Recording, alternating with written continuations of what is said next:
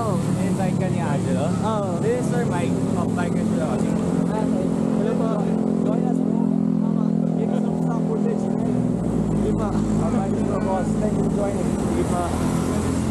You're a bike touring advocate? You're a Yes bike... po. Huh? Ano ko, ambassador ng Pop Cycle, Manila Bike Commuter. Yeah. Very good. Di pa.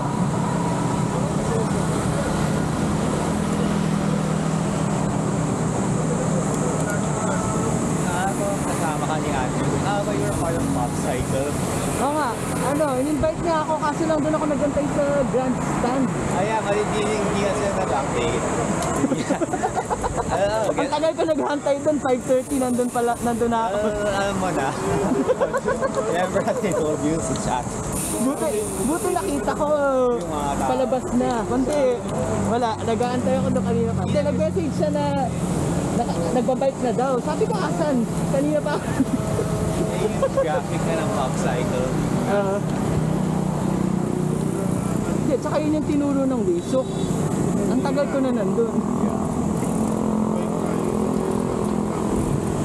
Kamusta yung pagiging mod? Kamusta yung admin work? Oo, kayo naman. Nag-chill na ba? Ganun pa rin, hindi naman sila nagbago. At the same time, wala na kayong, inaantay na lang namin na ma-trademark para, yun, kung sakali, matitake down yung Kaya nag-rename na sila, di ba? Nagana? They renamed na How's Your Reclamo. Oo, pero yung URL nila same pa rin. Saka nasa history pa rin naman nila. Pero yung, di ba yung cover photo nila, di ba? Ano yan? Yung cover photo. Pinalitan na rin nila. Pinalitan na rin nila yung cover photo. Nakita ko sila Rob and si Ira kagabi. Oo. Pero stop over. Nakapagod ka. Mas nakapagod pa yung pagiging advocate kasi yung pagpadyak. Kahapon galing ako sa biyahe Manila, nag-ano naman parang in-interview nila ako kasi nga ginawa nilang ambassador, di ba? Sino? Biyahe Manila. E-bike? Yung nagbebenta sa Manila, Vituvia yung binibenta sa Minal, sa Mido. Okay. Sila yung second na nagpahiram eh. Tapos yun nga, ginawa na nilang ambassador, binigay nila yung bike. Yung Vituvia na SF20. Siya tayong low sweep city bike. Oo. Yun, okay naman, interview lang. Anong Vito yan? D2S. Single speed lang? Hindi, may ano to eh. May gear. Hindi ko lang masyadong ginagamit. Shimano 30? Hindi ko alam eh. Hindi masyadong ano sa bike parts. Yeah, sa may gears, diba? Meron siya sa likod. Pero yung sa sa pedal isa lang.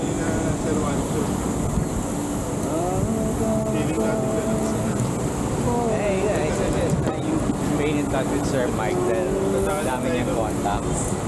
Hindi siya yung kausap ko si talaga, si Angelo ang nagdano. Yeah, but no, in case for future collabs. Dahil directly connected sa 70 Bike Lane Division. Somehow, hindi ka kasi niya or ka-batch sa schoolmate niya yung sa Marines. Okay. So, parang magaling siya mag-hatak. Collaborate kasi. So, sa Egypt, kahit medyo weird. Sige, mauna ka na.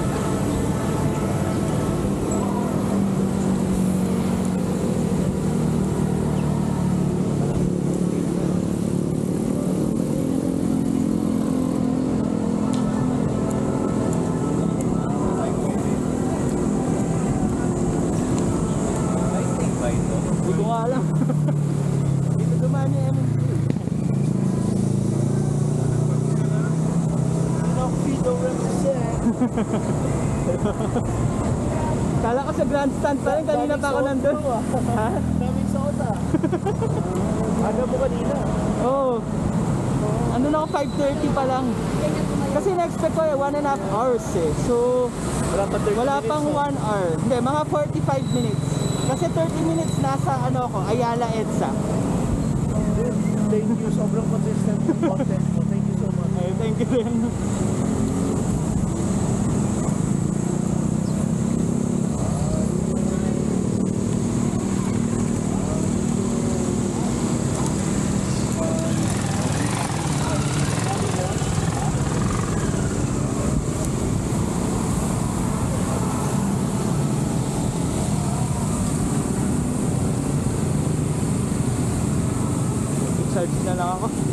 na to pagkatapos na wala nang pauwi.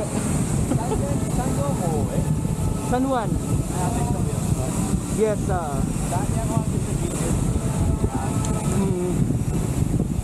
20 kilometers na yung papunta pa lang eh. Saan? Diyan sa sa Philippine Marines. 20 kilometers yun? Galing sa amin. One? Galing San Juan. Very near Green Hills yun, di ba? Wilson EDSA ako pinadaan eh. Wala support pa doon. Bike din naman. Tsaka lang bikers.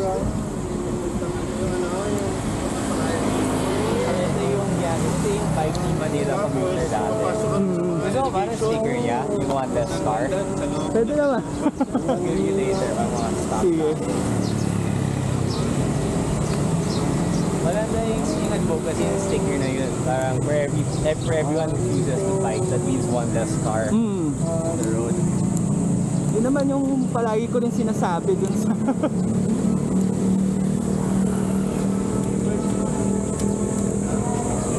pero ang dami talagang nangaaway parang consistent sila. Ewan ko bakit. Meron bang I'll give you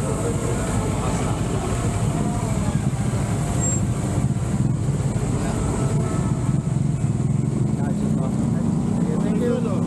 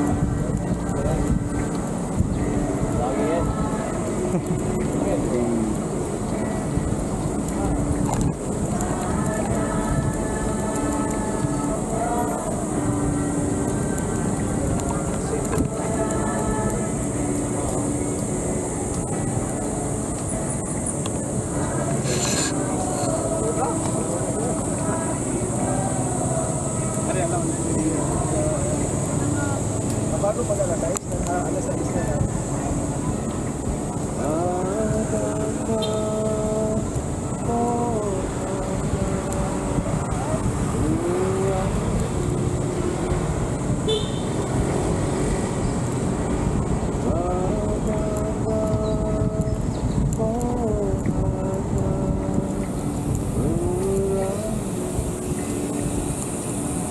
Tama sa kalsada yung tayo.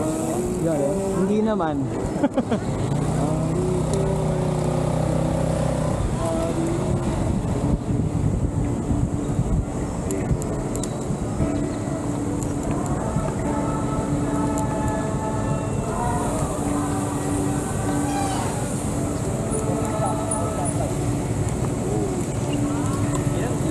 setup mo? Total. Ito, hindi ko alam eh. Pero ano lang to, rain gear lang naman yung nasa loob niya. Ay, mabubuhat mo ba ito up the stairs? Oo, kaya naman. Kasi ginawa ko ng MRT eh. Na ganito yung naman. With it? I was surprised. Hassle, pero doable. Sa tripod ko kasi it's nice na I have the option to go on the MRT pero sa dami ng sagdan, hindi na ako mag-MRT. Hindi, kung let's say from end to end pwede. From end to end pwede. Pero Yung ko ba kung paano. Well, dyan okay yung MRT pero kung puno naman, then yung big bike na ako. tsaka, nung tinry ko nga, mas mabilis pa yung diretso. So parang, Pag pa-jack na lang. oh. Yeah, I noticed na parang you spend more time on the stairs, the turnstiles and all, than actually riding. Tsaka parang nagre-route ka kasi, di ba? Pupunta ka sa station, tas akit ka. Yeah, Di ba? So, yung tip ko nga, commute ko to Cubao, later, okay, 45 minutes yung Capitolio tayo sa MRT. Kabilis na akong pinag-jump ko na lang. Kaso lang dahil nasa Aurora Boulevard. yun lang yung Aurora Boulevard. Pero yun nga, depende kung saan ka pupunta siguro. I mean, yung I know map, pwede, it's just that this time, weekday siya. So, yung time naman yung hindi ko hawak. Mahirap mo naman yun. Pag lalo na MRT, kung mag-MRT ka. Kaya yung susubukan ko is, whenever Pasig River Ferry, tapos pumunta akong Hidalgo, para mga camera stuff ko. Hindi lang mahirap mag-park sa ano, dun sa may Manila, dun banda. Tripod na lang mo, neto ko pa nilock yung tripod. Okay. Kalokohan yung nilock mo yung tripod.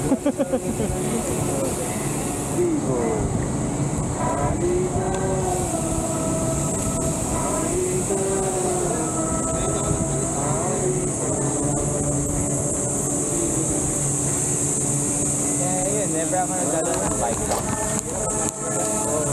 Tripod.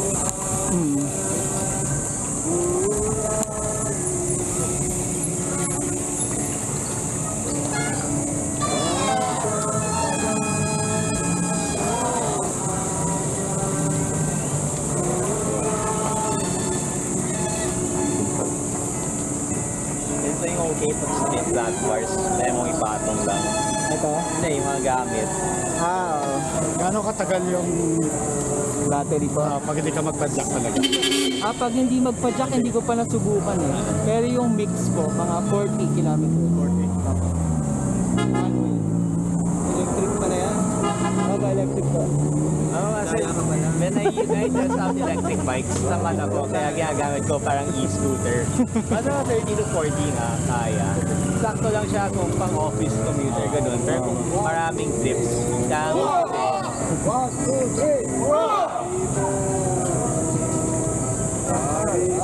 Nakatuwa dun sa Clark when I was here dun sa may base. Meron nakita sundalo, nagpumapandak na may AR-15 sa likod.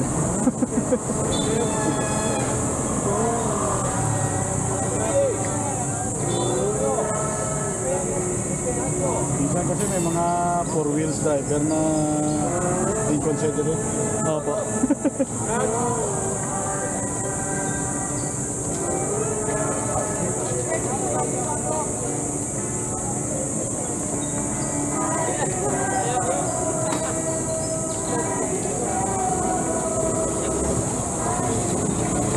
Haribo! Anong music yung nilalaro mo usually sa videos? Yung... Basta ano yun eh, YouTube channel, yung ano, Ng Science of Identity Foundation. Tapos yun, may mga 8 hours na music. So, yun yung piniplay ko. siya parang meditation music? Yes, so kasi para hindi ako nasa-stress. Parang Buddhist or Hinduist? Ano siya, mga mantras siya. Or Hindu? Mga names of God. So, yun yung Mas ba ng iba? Yung Ano yan? music mo? ano yan? Narinig ba ng iba? Pagka nilakasan ko, mahina ngayon, hininaan ko eh. Iniisip ko yun yung may I should get a speaker for the bike. Mamaya, pakita ko sa gaano kalakas. Ano to, ano siya? Problema kung gano'n, lalabas na yung taste ko sa music. Hindi, okay lang. Pero kasi, ang napansin ko sa kanya, less intrusive nga siya kumpara mo sa busina. Pero yeah. Mas hindi naiinis sa'yo yung pedestrians. Lalo na kung, kasi dati, nung nagbabike commute ako, mas tawag dito, katulad yung sa Club Filipino, yung huli kong post, Yeah. marami akong dinadaanan ganun maraming tao. Yeah. So, yun, pagka music yung meron ka at hindi Mag-hero eh. oo. Hindi, tsaka hindi sila nainis sa'yo. Ay, hindi ko tayo, mga pwede. Oo, pag businahan mo, Bell. titignan ka na, titignan ka na masama pag, bell na ganyan pwede. Depende sa yung sa akin kasi yung electronic, ayaw nila. Yeah, parang motor lang. Pero dito sa Europe, I think, kung saan yung cycling, talagang pupusinahan ka ng bell. Oo. I think pati mga pedestrian yung pinapag. Hindi, kaya sa kanila, maski pedestrians, galit sa nagbibisikleta. Sa atin, hindi masyado. Respectful pa rin kasi. Mas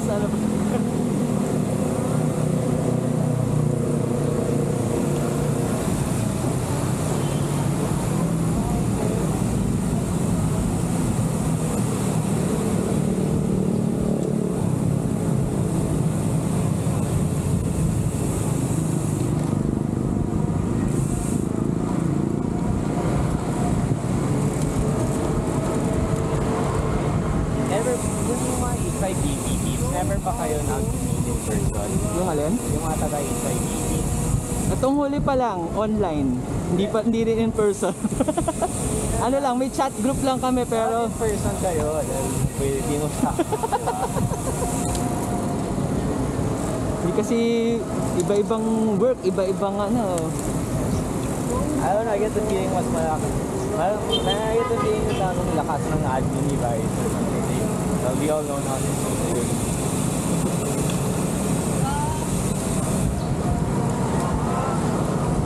I can imagine here that's like the story ni admin sa HYBB. ano yan?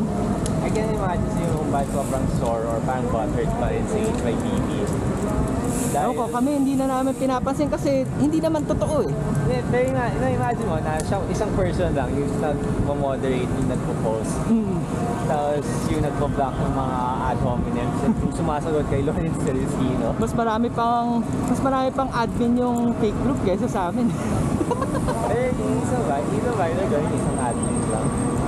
Kasi ang ano kasi namin, yun nga, member contribution, parang ang dami-dami kong group sa sinalian. Yung like solitary cycling or iba-ibang groups. May kanya-kanyang moderation yan. Oh, hindi mo gusto yung moderation, umalis ka. Ganun lang. Diba? Basta walang legal na ginagawa. Hindi, tsaka kung hindi mo gusto yung how the group is moderated, then you just leave. You don't have to criticize anyone, diba? So parang kanya-kanyang trip yan eh. Kung ganun yung trip ng group na yon, either makisali ka or umalis ka. Parang yun lang, yung HYBB lang yung parang, yun nga, kasi meron talagang anti sa, kumbaga pro car centrism. So, hindi mo maaalis yun na magagalit sila dun sa group. I guess the thinking yun naman, yung problema kasi for those people na car guys talaga, they don't see a problem with the mobility. Wala, normalized na yung... Oo nga, kasi nga, ano na, ingrained na sa kanila yung ganong idea eh. Hindi mo na, mahirap matanggal talaga. Hindi siya madadaan sa, lalo na kung wala silang experience ng ibang modes of transport. Hindi, mahirap.